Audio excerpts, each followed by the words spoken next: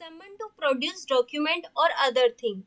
जब किसी पर्सन को जो है हाजिर कराया जाता है डॉक्यूमेंट और अदर थिंग्स पेश करने के लिए, तो कोर्ट क्या करेगा? कोर्ट ऑफिसर इंचार्ज को अगर उन्हें लगता है कि ये जो डॉक्यूमेंट हैं इनकी बहुत ज़्यादा ज़रूरत है या इंक्वायरी के लिए बहुत ज़्यादा काम में आ सकते हैं, तब कोर्ट उस पर्सन को क्या कर सकता है? समन प्रोड्यूस कर सकता है। अगर वो पर्सन खुद नहीं आता, सिर्फ खाली डॉक्यूमेंट भेज देता है। एग्जांपल दिया था मेरे पास। कौन सा आर्यन? डॉक्टर। हाँ, डॉक्टर का एग्जाम्पल। सेम ऐसे ही अगर कोई पर्सन नहीं आता है, अगर वो अपने डॉक्यूमेंट्स भेज देता है, तो ये माना जाएगा कि उसने सम्मन को जो है फॉलो किया है, उसकी रिस्पेक्ट की है। जैसे एग्जाम्पल डॉक्टर का बताया था, अगर कोई डॉक्टर बिजी होता है, इमरजेंसी में कोई केस आ जाता है और अगर वो कोई रिपोर्ट जो है वो भेज देता है, तब ये मान लिया जाएगा कि जो डॉक्टर है उसने सम्मन को अच्छे से मतलब किया है, उसकी रिस्पेक्ट की है और सम्मन की तामीली हो चुकी है, ठीक तरह से हो गई है। लेकिन इसके जो सेक्शन 123 और 124 है इंडियन एविडेंस एक्ट का, इसके प्रोविजंस जो है वहां पर अप्लाई नहीं होते। और इंडियन एविडेंस एक्ट जो bankers books Indian evidence act है, एविडेंस एक्ट, हाँ, वहां पर इसके सेक्शन अप्लाई नहीं होता है। नेक्स्ट है section 92, procedure as to letters and telegrams. इसको कौन बताएगा? मैम। हाँ हाँ, आर्यन बताओ।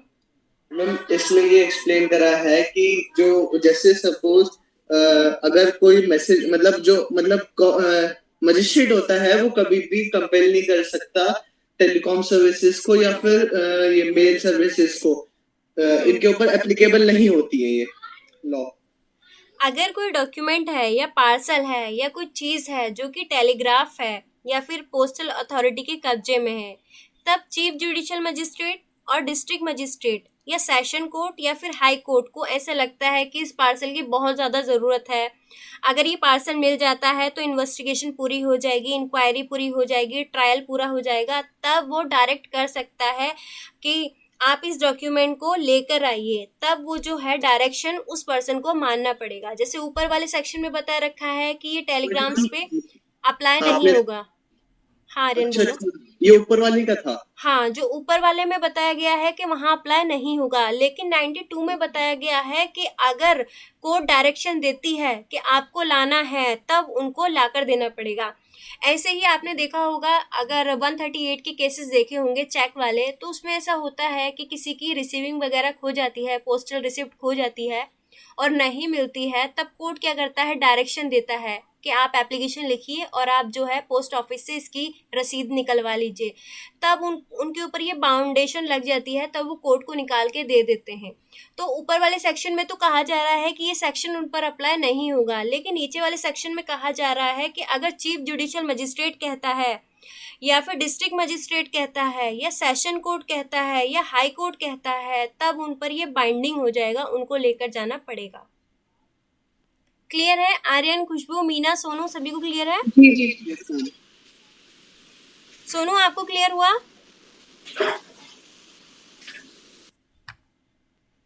फिर है सेक्शन 93 बताता है when search warrant may be issued. Explain करूं मैं इसे? हाँ, खुशबू एक्सप्लेन करो। इसमें आपके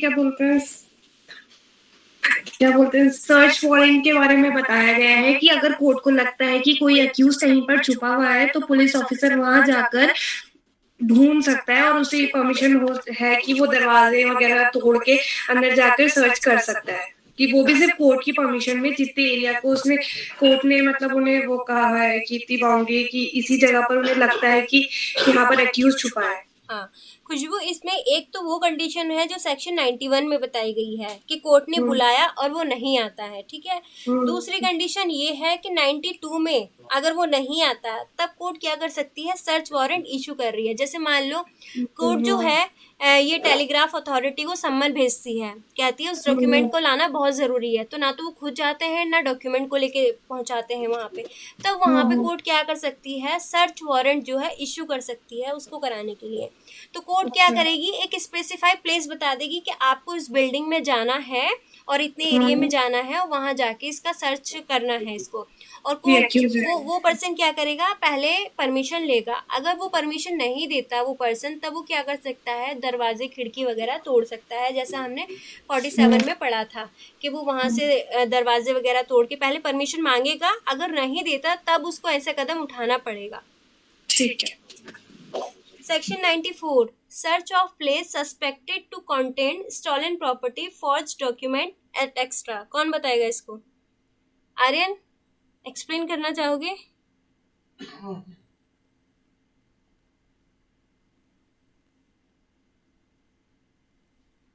आर्यन, खुशबू, मीना, कोई एक्सप्लेन करना चाहेगा?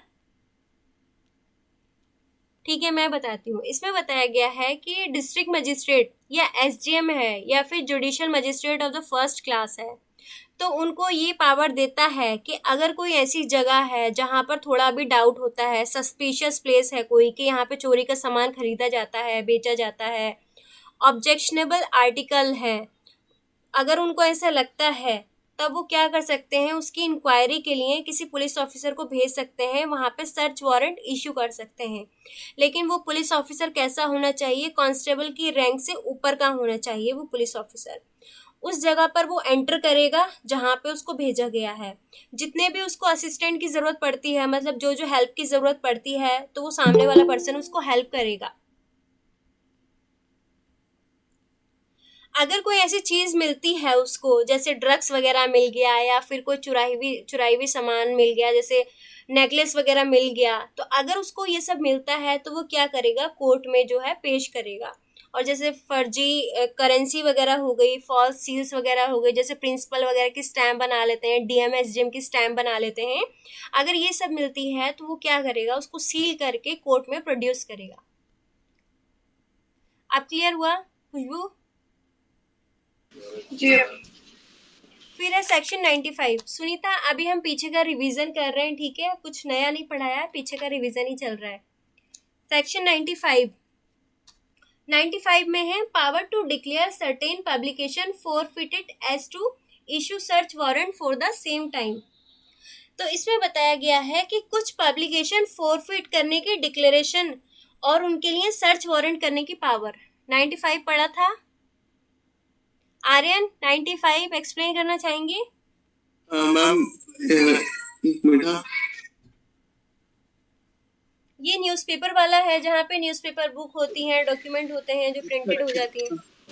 अभी जिसमें गलत मतलब न्यूज दे दी जाती है, फिर वो नोटिफाई करवाता है कोर्ट उसके बाद फिर गवर्नमेंट अपना मतलब उसके ऊपर फोर्स करके उसे हटवा देती है। सपोज जैसे अगर प्राइम मिनिस्टर के लिए गलत न्यूज छाप दी है, तो उसमें जो गवर्नमेंट है वो अपने मतलब न्यूज मतलब वो इसको बदलवा भी सकती है। हाँ, अगर गवर्नमेंट को ऐसा लगता है कि किसी न्यूज़पेपर में, बुक में या किसी डॉक्यूमेंट में, चाहे वो प्रिंटेड की गई हो या फिर कोई ऐसी बात जो है स्पेसिफाई कर दी गई है जिसका जो पब्लिकेशन है section 124A, 153A, B, 292, 293 IPC में पनिशेबल है, तब वहाँ पे क्या कर सकते हैं, गवर्नमेंट या न्यूज़पेपर उसका जो वर्ड है उसको फॉरफिट करने के लिए डिक्लेरेशन कर सकते हैं, नोटिफिकेशन जारी कर सकती है। क्लियर है इतना?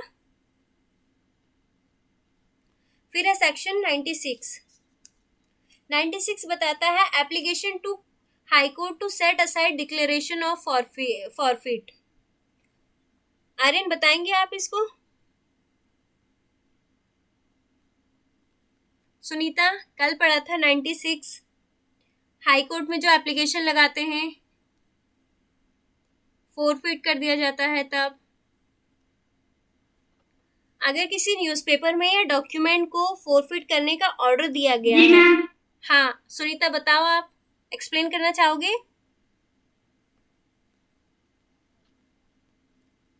जी मैम, अगर किसी न्यूज़पेपर, पुस्तक या किसी अन्य दस्तावेज में कोई ऐसा वर्ड है जो गलत है, तो व्यक्ति हाई कोर्ट में आवेदन कर सकता है इस वर्ड को अपास्त कराने के लिए। हाँ, उसको सेट असाइड कराने के लिए हाई कोर्ट में एप्लीकेशन फाइल कर सकता है। वहां पे 3 या उससे अधिक न्यायाधीश हों। हाँ, और अगर उनके बीच में कोई मतभेद हो जाता है, मतलब उनकी ओपिनियन सेम नहीं होती, तब वहां पे क्या देखा जाएगा, मेजॉरिटी देखी जाएगी कि कौन से दो जजेस की जो है आपस में मेजॉरिटी मिल रही है। और कोर्ट चाहे तो उसे कैंसिल भी कर सकता है, और कोर्ट चाहे तो मतलब उसको सेट असाइड भी कर सकता है। आर्यन, आपने नहीं पढ़ा था ये? पढ़ा था मैं, वो फोन कॉल आ गई थी तो इसलिए बोल नहीं पाया कुछ। अच्छा, फिर है section 97, search for person wrongfully confined. कौन बताएगा रॉन्गफुली कन्फाइंड अगर किसी को किया जाता है? अभी इसमें वही बताया था आपने, सुशांत का केस बताया था कि उसमें रिया चतुर्वेदी जो है उसे रोका गया था कोर्ट में आने से, रॉन्गफुल कन्फाइनमेंट। नहीं, खुशबू ऐसा है ना? हाँ, सुनीता आप बताओ।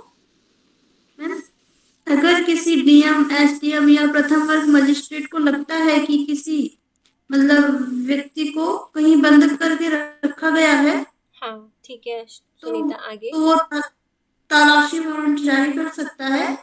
हाँ, और तलाशी अगर- वारंट में क्या किया जाएगा? टाइम, तो उसे मजिस्ट्रेट के पास लेकर आएगा। हाँ वहां पे टाइम देखा जाएगा, टाइम भी लिखा जाएगा और मजिस्ट्रेट के पास लेकर आएंगे तब उसको। खुशबू आप क्लियर है? इसमें अच्छा, याद आ गया। इसमें रिया चक्रवर्ती पे नहीं लगा था, मतलब उसके अगेंस्ट लगा था। Against, हाँ। हाँ उसने रॉन्गफुली कन्फाइंड किया था, इस वजह से उस पे लगा था।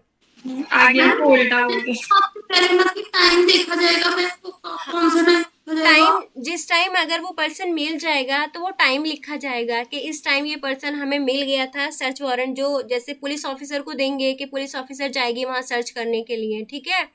जैसे मान लो सुनीता किसी पे डाउट होता है, जब डाउट होता है किसी पे तो उस पर्सन के खिलाफ जाता है वारंट। तो अगर ये पता चल जाता है कि हाँ वही है, मान लो वो पर्सन तो भाग गया वहां से, लेकिन उस पर्सन को छोड़ गया जिसको कन्फाइन करा हुआ है, तो जिस टाइम वो पर्सन मिल जाएगा उसका नाम लिखकर, उसके सिग्नेचर करके, उसके टाइम लिखकर उसको कोर्ट के पास ले जाएंगे कि इतने टाइम ये हमें यहाँ मिल गया था। ठीक है सुनीता, आप क्लियर है? जी। फिर है section 98, power to compel restoration of abducted females. Khushboo बताना चाहोगे? अभी इसमें किसी फीमेल को या 18 ईयर से कम बच्चे को अगर बंद कर रखा है और उसे आगे किसी गलत पर्पस के लिए भेजा जा रहा है और पता चलता है कि वहां पर किसी को मतलब अरेस्ट कर रखा है, तो वहां वारंट जारी होगा और कोर्ट भेजेगा पुलिस ऑफिसर को सर्च करने के लिए। अगर किसी डीएम को, एसडीएम को या जुडिशियल मजिस्ट्रेट फर्स्ट क्लास को ये इन्फॉर्मेशन मिलती है कि किसी वुमेन को या किसी बच्ची को जिसकी एज जो है 18 से कम है, उसे अनलॉफुल पर्पस के लिए डिटेन किया गया है, तो वो क्या करेंगे, वहां के लिए क्या करेंगे, तुरंत ही फीमेल और उस बच्चे को छुड़वाने के लिए ऑर्डर भेजेंगे। और उनको, अगर बच्चा छोटा है मतलब 18 साल से कम उम्र की लड़की है, तो उसे उसके लॉफुल गार्जियन जो है उसके पास भेज देंगे, उनके हवाले कर देंगे। 99, direction at extra off search warrant, तलाशी वारंट की आवश्यक शर्तें। हाँ रिन बताओ। इसमें ये बताया गया है जितने भी अभी सर्च वारंट हमने पढ़े हैं उन्हीं मतलब वो ही यूज होंगे मेनली। हाँ उसी के प्रोविजंस इस पर अप्लाई होंगे। फिर है section 100, person in charge of close place to allow search. कौन बताएगा इसको? सुनीता बताओगे आप? अगर बंद स्थान पर किसी की तलाशी ली जाती है, हाँ मैम, अगर कोई बंद स्थान है जहाँ उस व्यक्ति की तलाशी लेनी है, तो जो वारंट लेके आएगा। सुनीता इसमें बताया है कि अगर कोई बंद स्थान है तो पर्सन इन चार्ज जो है, जिसको वारंट तामील करवा रहे हैं, पुलिस ऑफिसर की मांग पे क्या करेगा, वो एंट्री करने देगा, वो उसकी हेल्प भी करेगा। सबसे पहले जिस पर्सन को भेजा जा रहा है तलाशी के लिए, तो वो एंट्री करेगा, पहले वो ऑनर से पूछेगा कि क्या मैं इस प्लेस में जा सकता हूँ। अगर ऑनर मना कर रहा है, तब जो हमने सेक्शन 47 CRPC में जितने भी प्रोविजंस पढ़े थे, फिर वो उन प्रोविजंस को फॉलो करेगा। जैसे मान लो ऑनर मना करता है कि मैं आपको यहाँ नहीं जाने दूंगा, तो वो क्या करेगा, खिड़की में से जा सकता है, दरवाजे में जिससे जा सकता है। अगर कोई वुमेन है तो वो वुमेन से कहेगा, पहले बाहर से बोलेगा कि आप हट जाइए, मुझे यहाँ की तलाशी लेनी है। दूसरा है सस्पेक्टेड पर्सन, अगर उसे डाउट लगता है कि जिस चीज़ के लिए मुझे भेजा गया है तलाशी करने के लिए वो इस पर्सन के पास है, तब वो उसकी तलाशी ले सकता है। तीसरा है अगर वो जिस एरिया में जाता है तो वहाँ के क्या करेगा, जो लोग वहाँ पे खड़े होंगे उनको विटनेस बनाएगा, और जो जो सामान उसको मिलता है उसकी एक लिस्ट तैयार करेगा। लिस्ट तैयार करने के बाद में जो विटनेस होंगे उनसे साइन कराएगा। अगर जो विटनेस हैं वो विटनेस बनने से मना करते हैं, जो पर्सन है, तो क्या करेगा, उनके अगेंस्ट 187 आईपीसी के अंडर उनके अगेंस्ट कार्यवाही करेगा, उनके खिलाफ। क्लियर है?